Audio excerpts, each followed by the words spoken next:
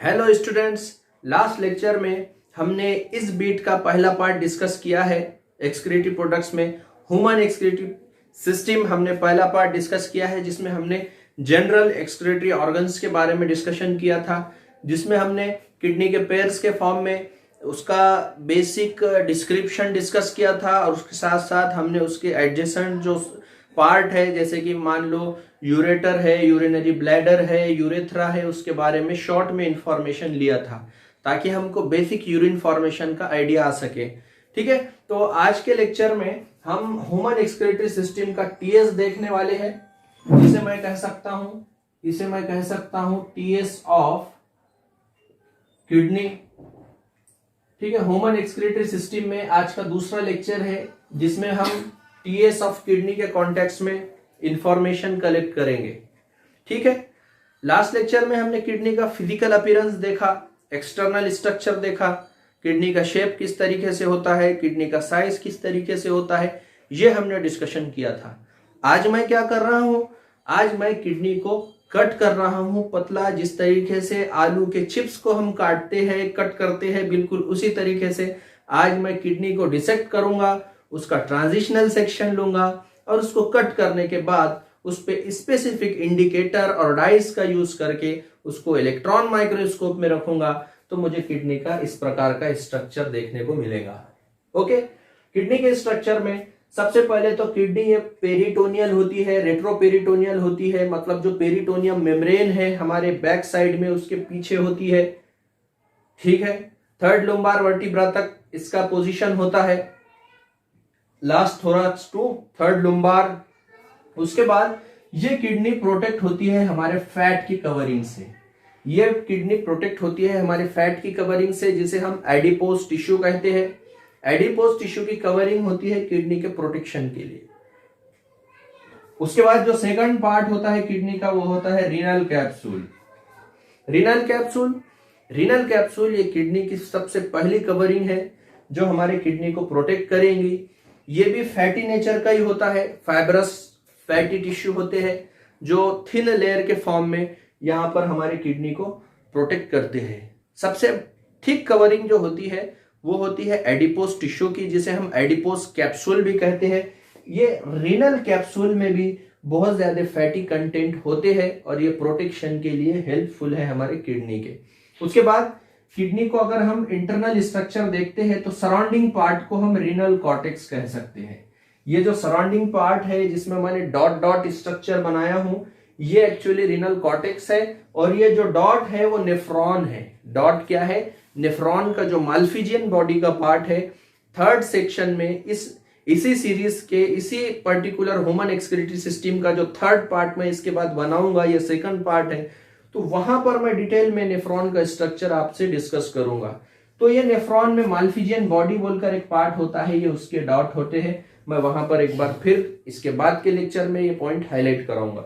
ठीक है, अब ये देखो कॉर्टेक्स के बाद ये जो रीजन है, ये वाला पूरा ये मेडुला का रीजन है। Cortex is nothing but a surrounding part in every aspect related to anatomy or human anatomy and anatomical aspects of plant. Every surrounding part is nothing but a cortex. With relevant to that particular cortex, there is some medular part also will be there, and that medular part is nothing but a deeper part of particular system or particular structure. अगर हम microscopic structure देखते हैं, anatomical structure देखते हैं, तो जो deeper part होता है, जो पार्ट डीप में होता है, उसे हम मेडुला कहते हैं, और जो सराउंडिंग में होता है उसे हम कॉर्टेक्स कहते हैं। यहाँ पर भी किडनी का जो सराउंडिंग का पार्ट है इसे हम कॉर्टेक्स कहेंगे, और ये जो डीपर पार्ट है उसे हम मेडुला कहेंगे। मेडुला के रीजन में कुछ मॉडिफाइड स्ट्रक्चर हमें देखने को मिल रहे हैं। फॉर एग्जाम्पल, ये जो हमको ट्राइंगुलर स्ट्रक्चर दिख रहा है, ट्राइंगुलर स्ट्रक्चर दिख रहा है, पैरामिड लाइक स्ट्रक्चर, इसे हम कहते हैं रीनल पैरामिड। ये जो है ये रीनल पैरामिड के स्ट्रक्चर है, जो यहाँ पर मैंने आपको रेड कलर से बताया हूं, इसे हम कह सकते हैं renal pyramid. That part is nothing but pyramidal structure है, और यहाँ पर हमारे नेफ्रॉन के कुछ कंटेंट होते हैं। ये हमारे नेफ्रॉन की पोजीशन होती है। मान लो यहाँ पर एक पर्टिकुलर नेफ्रॉन है, उसका कुछ पार्ट यहाँ पर पैरामिड में होता है।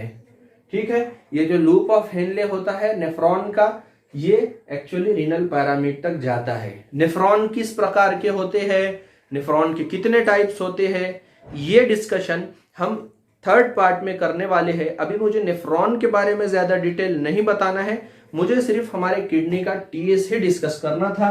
देखिए यहाँ पर मेडुला में यहाँ पर बहुत सारे पैरामिडल स्ट्रक्चर होते हैं जिसे हम रीनल पैरामिड कहते हैं। एक किडनी में ये 8 to 13 होते हैं, एक सिंगल किडनी में रीनल पैरामिड 8 to 13 होते हैं, 8 से 15 होते हैं या 13 होते हैं। वेरिएबिलिटी हमें देखने को मिलती है, लेकिन मैक्सिमम 15 तक आप याद रख सकते हो। ठीक है, रीनल पैरामिड से कुछ पाइप्स बाहर निकलते हैं। ये देखिए यहाँ पर ये वाला पाइप है जिसे हम कहते हैं कैलिक्स। इसे हम क्या कहते हैं, कैलिक्स कहते हैं। यहाँ पर 1 से 2 कैलिक्स मिलके मेजर कैलिक्स बनाते हैं। ये एक कैलिक्स हो गया, ये वाला पार्ट, ये मेजर कैलिक्स बनाते हैं। Calyx is nothing but a canal और पाइप्स। ओके, यहां पर देखिए ये जो पर्टिकुलर पार्ट है एक सिंगल रीनल पैरामिड से निकला हुआ, उसे हम कहते हैं माइनर कैलिक्स, और ये मल्टीपल माइनर कैलिक्स आपस में मिलते हैं और बनाते हैं मेजर कैलिक्स। यहां पर देखिए पैरामिड यहां पर पाइप लाइक स्ट्रक्चर कंटिन्यू करेंगे जिसे हम कहेंगे माइनर कैलिक्स। माइनर कैलिक्स 2 से 3 आपस में मिलेंगे और बनाएंगे मेजर कैलिक्स। मेजर कैलिक्स से फिर ये जो रीजन है, ये रीजन को हम कहेंगे पेल्विस। इस रीजन को हम क्या कहेंगे, पेल्विस का रीजन कहेंगे। और पेल्विस के आगे यहां पर जो ये वाला रीजन है, नॉच लाइक स्ट्रक्चर है, जहां से नर्व्स अराइज हो रहे हैं, जहां से रीनल आर्टरी और रीनल वेन का कनेक्शन हमें दिखाई दे रहा है, जहां पर यूरेटर दिखाई दे रहा है, उस नॉच लाइक स्ट्रक्चर को हम हाइलस कहेंगे। उस नॉच लाइक स्ट्रक्चर को हाइलस और हाइलम कहेंगे। और ये हाइलस और हाइलम से हमें यूरेटर अराइज होता हुआ दिखाई दे रहा है। यहाँ पर 2 ब्लड वेसल्स है जिसमें रीनल आर्टरी है, रीनल वेन है। रीनल आर्टरी ये बहुत ज्यादा नाइट्रोजनस वेस्ट कंटेनिंग ब्लड होंगी जो किडनी में ब्लड को लेकर के जाएंगी। और रीनल वेन ये ऐसे ब्लड वेसल्स है जिसमें बहुत कम नाइट्रोजनस वेस्ट होंगे क्योंकि फिल्टर होकर के ब्लड वहां पर जाएगा। ठीक है, फिर ये कंटिन्यू जो वेन है ये इंफीरियर वेना कावा से मिलेंगी और फिर वो हार्ट में जाएंगी। ये सर्कुलेटरी पाथवे आपको पता है, मैंने बहुत सारे बच्चों को होमवर्क भी दिया था कि हमारे बॉडी में जो ब्लड वेसल्स है, जो सर्कुलेटरी पाथवे होता है, different arteries, different when, different portal system के बारे में भी मैंने इंफॉर्मेशन बच्चों को कलेक्ट करने के लिए कहा था। बहुत सारे बच्चों ने इस पे काम भी किए। ठीक है, अगर आपको लगता है तो आपने भी ये करना चाहिए कि जितने भी हमारे सिस्टम्स हैं, खासतौर पे पोर्टल सिस्टम है, आर्टरीज है, वेन्स है, पूरे इनका नॉमेनक्लेचर पूरे ह्यूमन बॉडी का आपने आपके कलेक्शन में रखना चाहिए। नीट के एग्जाम में जो अप्लाइड क्वेश्चन होते हैं इस तरीके की इंफॉर्मेशन वहां पर बहुत ज्यादा हेल्पफुल होती है। ठीक है, तो यहाँ पर देखिए हमने major calyx, minor calyx, pelvis और हाइलस और हाइलम का पार्ट देखा और डिफरेंट पाइपिंग्स देखे। यहाँ पर कॉर्टेक्स के रीजन में कुछ आगे कंटिन्यू रीजन होता है, ये होता है कॉलम। ये कॉलम होता है और इस कॉलम को कहते हैं हम कॉलम ऑफ बर्टीनी। इसको क्या कहते हैं हम, कॉलम ऑफ बर्टीनी। बर्टीनी साइंटिस्ट का नाम है, उन्होंने ये हमको ऑब्जर्व करके बताया था कि ये कॉलम को कॉलम ऑफ बर्टीनी कहते हैं, रीनल कॉलम ऑफ बर्टीनी। ठीक है, अगर ये हम रिसर्च करते थे तो हमारे नाम से ये चीज हो सकती थी। ठीक है, तो यहाँ पर बर्टीनी साइंटिस्ट ने ये रिसर्च किया था, इसलिए इसे रीनल कॉलम ऑफ बर्टीनी हम कहते हैं। ये कुछ सुपरफिशियल पार्ट थे हमारे किडनी का टीएस लेने के बाद। इससे भी ज्यादा डिटेल हम इंफॉर्मेशन इसमें ले सकते हैं, लेकिन यहाँ पर एनसीईआरटी की बाउंड्री लाइन को सामने रखते हुए मैंने कुछ इंफॉर्मेशन यहाँ पर आपसे शेयर की है, जो कि नोट्स के फॉर्म में आज मैंने कुछ ज्यादा बोर्ड पे मैटर नहीं लिखा, लेकिन ओरली जो भी पॉइंट बोला है ये सब एनसीईआरटी में मौजूद है। तो आपको चाहिए कि लेक्चर अच्छे से देखना है और एनसीईआरटी रीड आउट करना है।